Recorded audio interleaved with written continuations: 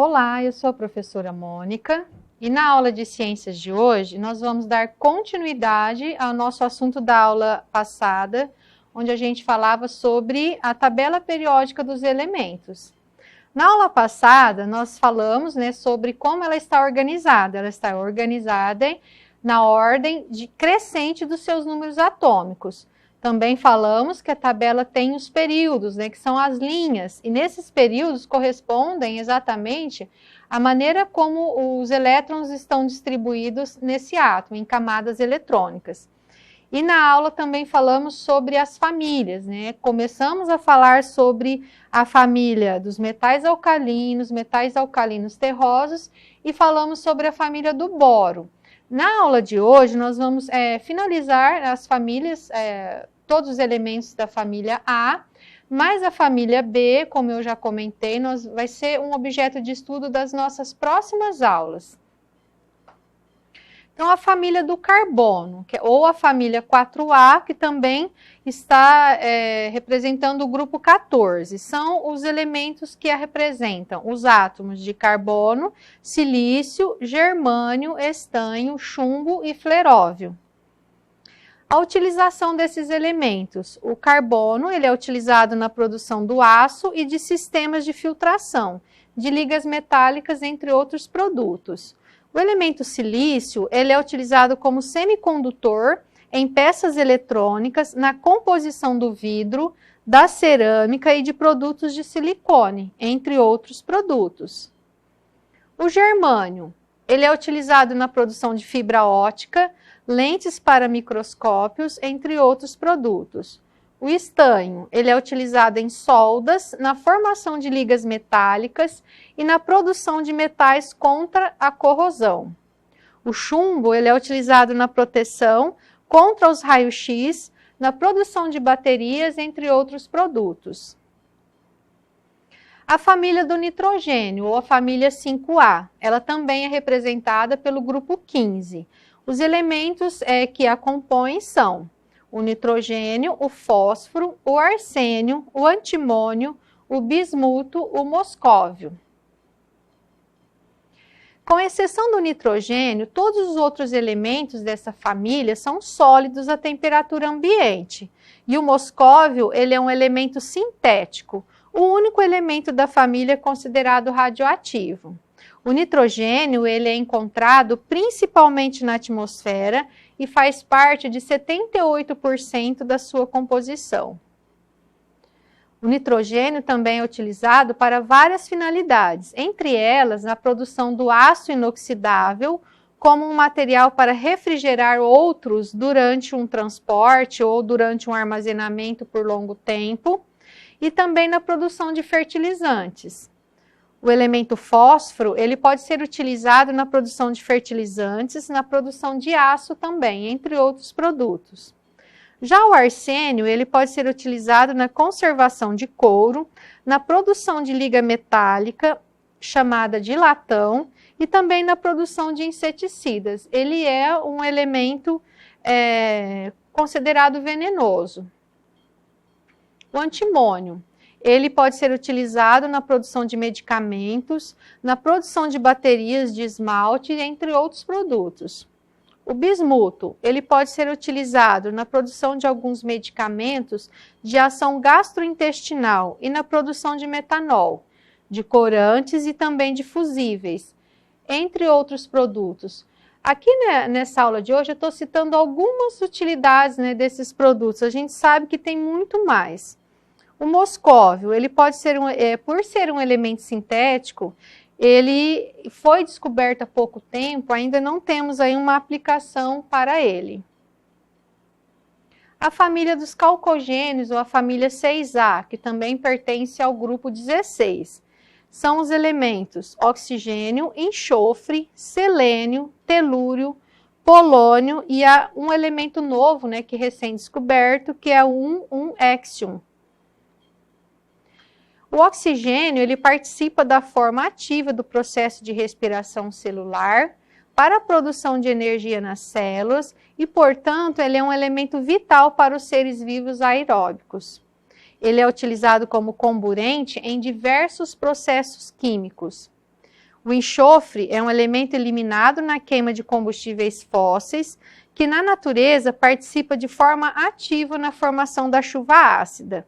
Ele é utilizado pela indústria na produção de pólvora e explosivos, de alguns inseticidas, que são eliminadores de insetos, e de alguns fungicidas, né, eliminadores de fungos. O selênio, ele é um elemento químico que desempenha funções importantes no organismo humano, como atuar no fortalecimento do sistema imunológico. A sua principal utilização, porém, é como descorante, né, de vidros. O telúrio, ele é um elemento que forma compostos químicos de organismo humano. Ele é um elemento que forma compostos químicos essenciais para o organismo humano. E ele também é muito utilizado na produção de ligas metálicas do chumbo, com o objetivo de tornar esse metal mais resistente. Aplicações do polônio, que é um outro elemento dos calcogênios. Em pequenas quantidades adicionadas a velas, ele funciona como um eletrodo de ignição para motores de combustão interna. Ele melhora o desempenho desses dispositivos. E o polônio, ele é proposto para ser usado como um gerador termoelétrico em satélites artificiais e sondas espaciais. A família dos halogênios, eles são todos elementos químicos, né, pertencentes à família 7A e também ao grupo 17 da tabela periódica. Os seus representantes são os átomos de flúor, cloro, bromo, iodo, astato e um novo elemento químico, que é o 1-septium. A utilização do flúor. A principal aplicação do flúor é em produtos de limpeza e higiene bucal. Na realidade, ele não é um elemento flúor isolado. Ele vem misturado, né, com outros elementos químicos e eles formam compostos como, por exemplo, o fluoreto de sódio, que é capaz de inibir a desmineralização dos dentes e assim ele pode prevenir a formação de cáries. Já o cloro, ele é muito utilizado no branqueamento do papel, mas a sua principal utilização é na aplicação em águas de piscinas e em estações de tratamento de água e esgoto. O bromo, ele é usado como um catalisador em reações orgânicas, em combustíveis para evitar que o chumbo se acumule nos motores e em tranquilizantes. E também na exterminação de insetos e roedores, também em extintores. O iodo, ele está presente no sal de cozinha, na forma de iodetos ou iodatos de sódio e potássio. A sua adição ao sal é obrigatória, pois a falta do iodo no organismo leva ao desenvolvimento de uma doença chamada bócio. Além disso, o iodo também é usado como medicamento.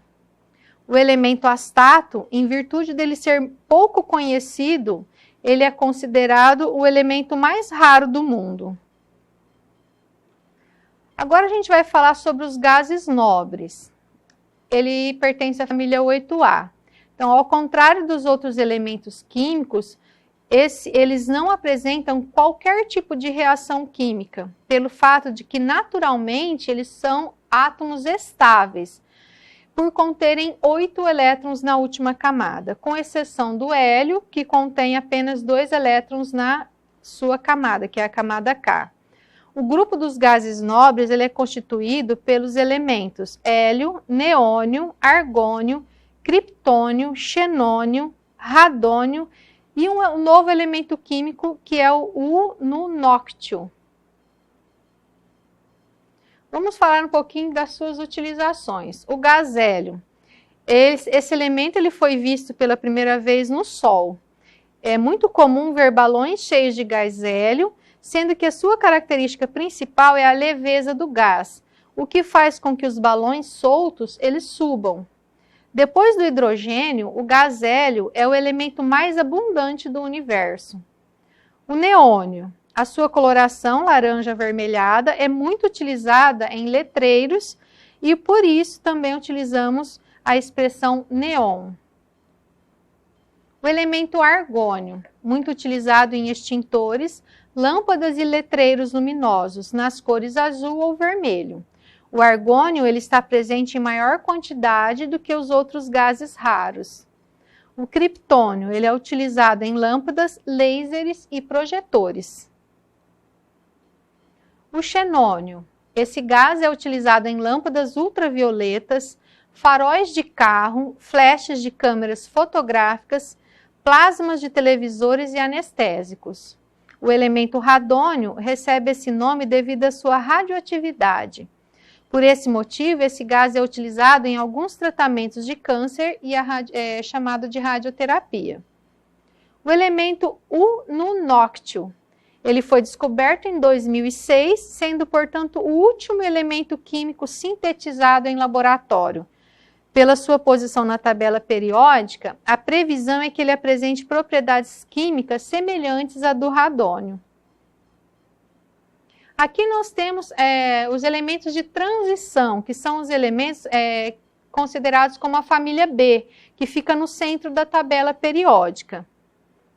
Esses elementos de transição também são conhecidos como metais de transição, e o nome apropriado, uma vez que as suas propriedades elas são intermediárias entre os elementos que ficam às suas extremidades, que no caso seriam os metais e os ametais. Aqui nós temos a disposição novamente, né, lembrando que os elementos de transição, ele é a externa, que fica a B1, e a interna, que são aquele quadradinho que sai, né, da família 3B, que é o sexto período e o sétimo período, que é chamado de transição interna. Então, as séries dos lantanídeos são aquelas que ficam abaixo na tabela periódica, são todos os que pertencem exclusivamente ao sexto período da família 3B, sendo chamados assim pelo fato de o primeiro elemento ser o lantânio.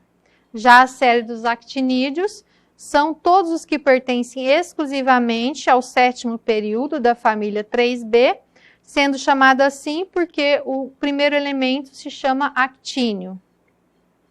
E a última propriedade aqui das tabelas, que nós vamos comentar hoje, é sobre o fato deles serem metais, ametais, semimetais e os gases nobres.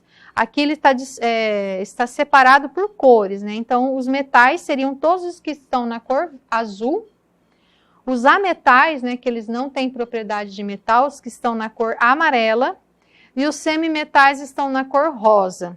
Os gases nobres é o que nós acabamos de falar, que são os elementos que não se ligam, né, com ninguém, todos eles são gases. Então, o que são os metais? A maioria dos elementos, eles pertencem a essa classe, eles apresentam-se no estado sólido. O mercúrio, que é o símbolo Hg, é uma exceção, é o único metal líquido.